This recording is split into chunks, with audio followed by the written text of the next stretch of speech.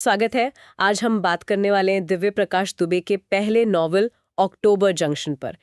थोड़ी गहराई से। और हमारे पास ना इसका एक ठीक ठाक सारांश है और किरदारों पर भी कुछ नोट्स हैं। तो कोशिश यही रहेगी कि हम इसके जो मेन पॉइंट्स हैं, जो किरदार है, क्या खास है इसमें, वो सब समझें।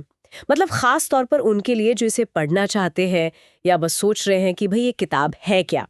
ये आई थी 2014 में और तब यंग रीडर्स में काफ़ी पॉपुलर हुई थी। तो चले फिर शुरू करते हैं अक्टूबर जंक्शन की दुनिया में गोता लगाना। अच्छा, तो कहानी की बात करें पहले।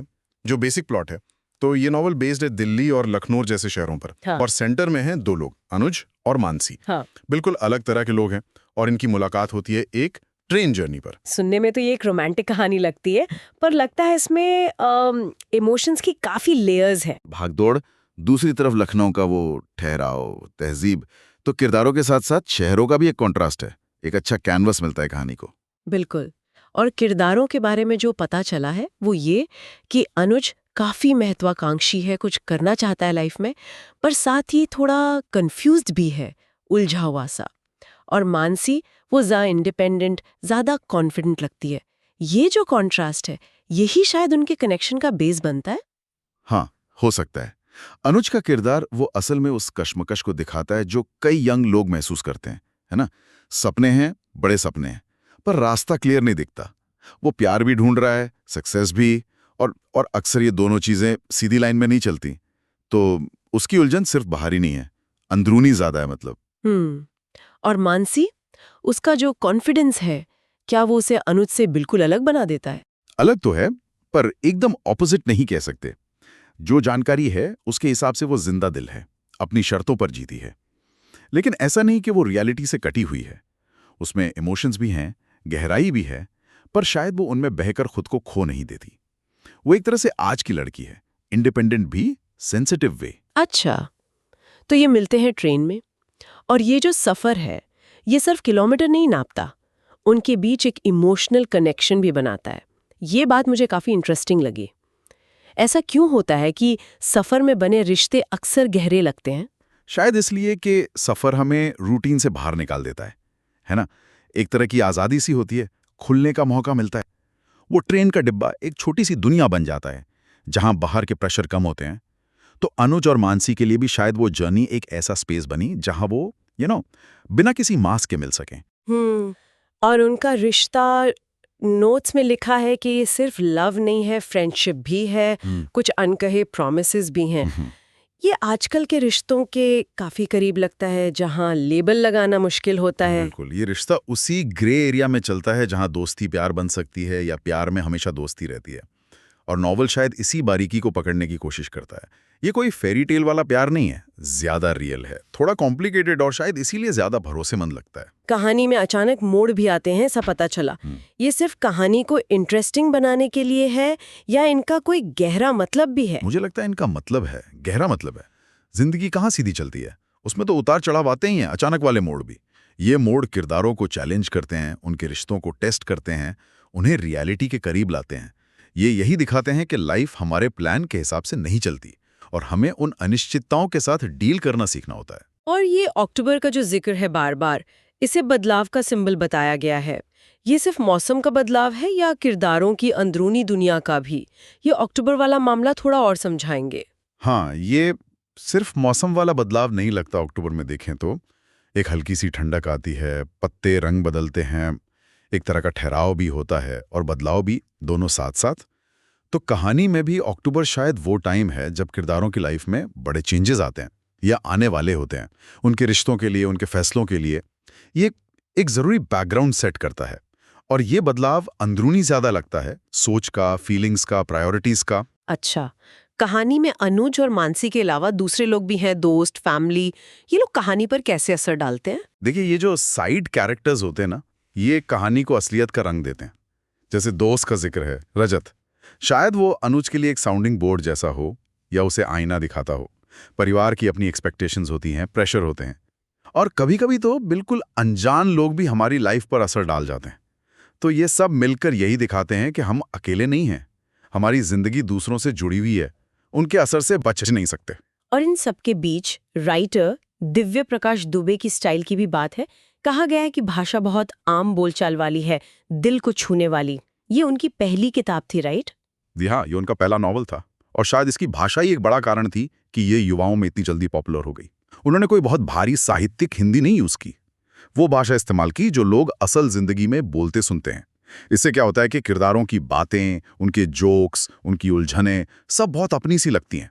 स्टाइल कहानी को भारी नहीं होने देता, बल्कि रीडर को लगता है वो किरदारों के साथ ही चल रहा है। किरदारों पर थोड़ी और बात करते हैं। अनुज का किरदार, जैसा आपने कहा, एम्बिशियस है पर उलझा हुआ। तो ये उलझन उसे वीक बनाती है या ज्यादा ह्यूमन, ज्यादा रिलेटेबल? मेरे ख्याल से तो ये उसे ज्यादा ह्यूमन बनाती है। कौन होता है जो हमेशा एकदम क्लियर हो, एकदम कॉन्फिडेंट? कोई नहीं। हम सब कभी ना कभी सपनों और रियलिटी के बीच, दिल और दिमाग के बीच उलझती ही हैं। अनुज की ये कश्मकश उन हजारों लाखों युवाओं से कनेक्ट करती है जो बड़े शहरों में अपनी पहचान, अपना प्यार, अपना मकाम ढूंढ रहे हैं। उसका एम्बिशन उसे आगे तो धकेलता है, पर उसकी जो इमोशनल जरूरतें हैं वो शायद उसे पीछे खींचती हैं। यही कॉन्फ्लिक्ट उसे रियल बनाता है। और मानसी, उसकी जो इंडिपेंडेंस है, क्या वो कभी जिद्दीपन या केयरलेसनेस में बदलती है, या वो हमेशा बैलेंस्ड रहती है? नोट्स के हिसाब से लगता है कि वो बैलेंस्ड है। उसकी आज़ादी का मतलब लापरवाही नहीं है, वो जिंदा दिल है। हाँ, शायद थोड़ी फ्रैंक भी हो, लेकिन वो लाइफ की रियलिटी को समझती है। वो अपने फैसले खुद लेना चाहती है, पर इसका मतलब ये नहीं है कि वो नतीजों से बेखबर है। वो इमोशंस को फील करती है, पर शायद उन्हें खुद पर हावी नहीं होने देती। ये बैलेंस उसे एक स्ट्रॉन्ग कैरेक्टर बनाता है। और बाकी किरदार जैसे दोस्त रजत, उनका क्या रोल है अनुज की कहानी में? हाँ, जैसा हमने पहले कहा, दोस्त अक्सर कहानी का बहुत जरूरी हिस्सा होते हैं। रजत जैसे किरदार शायद अनुज के लिए वो आईना है जिसमें वो खुद को देख पाएं, या वो सपोर्ट सिस्टम है। कभी दोस्त हमें चैलेंज करते हैं, कभी सहारा देते हैं। वो सिर्फ कहानी को आगे नहीं बढ़ाते, बल्कि मेन कैरेक्टर्स के नेचर को और उभारने में मदद करते हैं। और ये भी दिखाते हैं कि रिश्ते सिर्फ रोमांटिक नहीं होते, दोस्ती की अपनी एक मजबूत जगह होती है। सही कहा। अब आते हैं उपन्यास के थीम्स पर, मतलब जो मेन आइडियाज हैं। एक तो साफ है, लव वर्सेस फ्रेंडशिप। क्या नॉवेल इन दोनों में से किसी एक को चुनने को कहता है, या दोनों के साथ चलने की बात करता है? मुझे नहीं लगता कि नॉवेल कोई सीधा जजमेंट देता है, बल्कि वो ये दिखाता है कि ये दोनों फीलिंग्स कितनी ज्यादा मिलीजुली हो सकती हैं। अनुज और मानसी का रिश्ता ही इसका उदाहरण है। क्या वो सिर्फ दोस्त हैं या सिर्फ लवर? शायद दोनों। नॉवेल इस कॉम्प्लेक्सिटी को एक्सेप्ट करता है, तो सवाल ये उठता है कि क्या आजकल दोस्ती और प्यार के बीच की लाइन जानबूझकर धुंधली रखी जाती है या हो जाती है? ये सोचने वाली बात है। बिल्कुल। और दूसरा थीम है सपनों का पीछा करना। अनुज के जरिए ये बात आती है। तो क्या कहानी सपनों को लेकर उम्मीद जगाती है, या फिर रियलिटी की जो हार्शनेस है उसे ज्यादा दिखाती है? कहानी शायद दोनों पहलू दिखाती है। अनुज के सपने हैं और वो उनके लिए कोशिश भी करता है, लेकिन रास्ते में चैलेंजेस भी हैं, कॉम्प्रोमाइज भी करने पड़ सकते हैं। नॉवेल शायद ये कहना चाहता है कि सपनों का पीछा करना जरूरी है, पर यह रास्ता आसान नहीं है। इसमें सक्सेस और फेलियर दोनों की पॉसिबिलिटी है। ये उस जेनरेशन की कहानी लगती है जो एम्बिशियस है, पर जिसे पता है कि हर चीज प्लेट में सजी हुई नहीं मिलती। तो ये उम्मीद और रियलिटी का मिक्सचर है। और यहीं पर एक और बहुत इंटरेस्टिंग चीज है जो नॉवेल के टाइटल में ही है, जंक्शन। हाँ, अक्टूबर जंक्शन। ये सिर्फ एक नाम है या इसका कोई गहरा मतलब है? जंक्शन तो स्टेशन पर होता है ना, जहां ट्रेनें अलग अलग डायरेक्शन में जाती हैं। बिल्कुल, और यही इसका सिंबॉलिज्म है। ये जंक्शन सिर्फ रेलवे का नहीं, ये लाइफ का जंक्शन है। वो पॉइंट जहां हमें रुक कर सोचना पड़ता है कि आगे किस रास्ते पर जाना है। ये चॉइस प्यार की हो सकती है, करियर की हो सकती है, शहर बदलने की, या खुद को समझने की। अगर बड़े पर्सपेक्टिव में देखें तो नॉवल कह रहा है कि जिंदगी ऐसे जंक्शन से भरी हुई है। अरे वाह, ये तो बहुत गहरी बात है। मतलब हर बड़ा फैसला एक जंक्शन है। हाँ, और हर जंक्शन पर लिया गया फैसला हमें एक नई दिशा में ले जाता है। नॉवेल लीडर को अपने जीवन के उन जंक्शन मोमेंट्स के बारे में सोचने पर मजबूर करता है। क्या हमने सही रास्ता चुना था? क्या होता अगर दूसरी तरफ मुड़ जाते? ये कहानी को सिर्फ एक लव स्टोरी से ऊपर उठाकर लाइफ की फिलॉसफी से जोड़ देता है। और इंटरेस्टिंग बात यह है कि कैसे हर चॉइस, छोटी हो या बड़ी, हमारी कहानी बदल देती है। ये जंक्शन वाली बात सोचने पे मजबूर करती है। क्या हर चुनाव असल में एक त्याग भी है? आपने कहा सिंपल है, युवाओं से कनेक्ट करती है। क्या ये सिंप्लिसिटी कहानी की डेप्थ को कम करती है? मुझे ऐसा नहीं लगता, बल्कि कई बार सादगी सबसे ज्यादा असरदार होती है। जब भाषा सीधी सच्ची लगती है तो इमोशंस ज्यादा खुलकर सामने आते हैं। दुबे की स्टाइल की यही खासियत है कि वो बिना भारी शब्दों के भी गहरी बातें कह जाते हैं। दिल्ली और छोटे शहरों का जो माहौल उन्होंने बनाया है वो उनकी भाषा से ही जिंदा होता है। रीडर को लगता है कि वो किरदारों के साथ वहीं है, उनकी बातें सुन रहा है। ये उनके पहले नॉवल की बड़ी सक्सेस थी कि वो भाषा से रीडर्स के साथ इतना स्ट्रॉन्ग कनेक्शन बना पाए। अच्छा, कुछ और इंटरेस्टिंग फैक्ट्स भी हैं इस किताब से जुड़े हुए, जैसे नाम अक्टूबर जंक्शन क्यों चुना? इस पर तो हमने बात की। अक्टूबर यानी बदलाव, जंक्शन यानी चॉइस। हाँ, और ये नाम ही अपने आप में कहानी का एसेंस बता देता है। चेंज और चॉइस, यही तो लाइफ के दो इंपॉर्टेंट पहलू हैं। एक और बात कि ये नॉवल यूथ में बहुत पॉपुलर हुआ। इसका कारण क्या रहा होगा? सिर्फ भाषा? भाषा एक बड़ा कारण थी, पर अकेली नहीं। जैसा हमने डिस्कस किया, कहानी के जो थीम्स थे, प्यार, दोस्ती, सपने, कंफ्यूजन, ये सब युवाओं की लाइफ से सीधे जुड़े थे।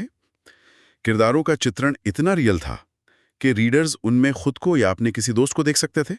उन्हें लगा ये उनकी अपनी कहानी है। और साथ ही उस टाइम हिंदी में इस तरह की फ्रेश कॉन्टेम्पररी रोमांटिक स्टोरीज कम थी, तो इसने गैप भी फिल किया। और एक बात और है कि राइटर ने इसे काफी हद तक अपने और अपने दोस्तों के एक्सपीरियंस से इंस्पायर होकर लिखा था।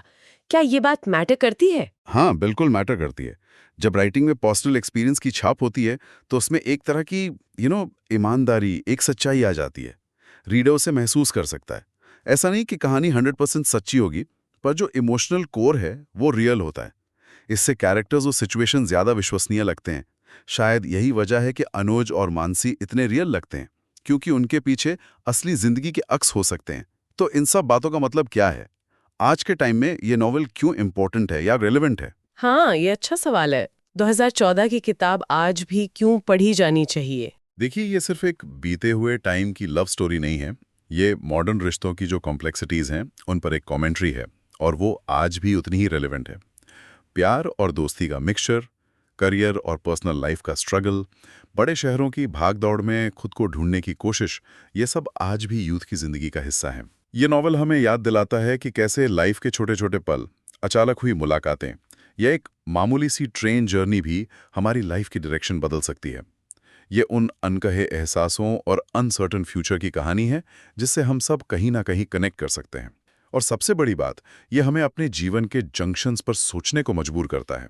हमने क्या रास्ते चुने, क्यों चुने, और उन रास्तों ने हमें कहाँ पहुंचाया। ये रीडर को सेल्फ रिफ्लेक्शन के लिए इंस्पायर करता है। ये एक सवाल भी खड़ा करता है, क्या हम अपने जीवन के जंक्शंस पर रुककर सच में दिशाओं के बारे में सोचते हैं, या बस किसी एक पटरी पर दौड़ते रहते हैं? तो कुल मिला के अक्टूबर जंक्शन सिर्फ अनुज और मानसी की कहानी भर नहीं है।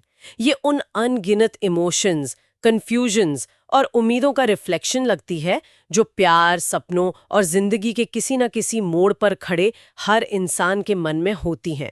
ये एक आईना है जिसमें शायद कई पढ़ने वाले अपना अक्स देख सकते हैं। इस पूरी चर्चा के बाद ना एक विचार मेरे मन में आ रहा है जो शायद सुनने वालों के लिए भी सोचने लायक हो।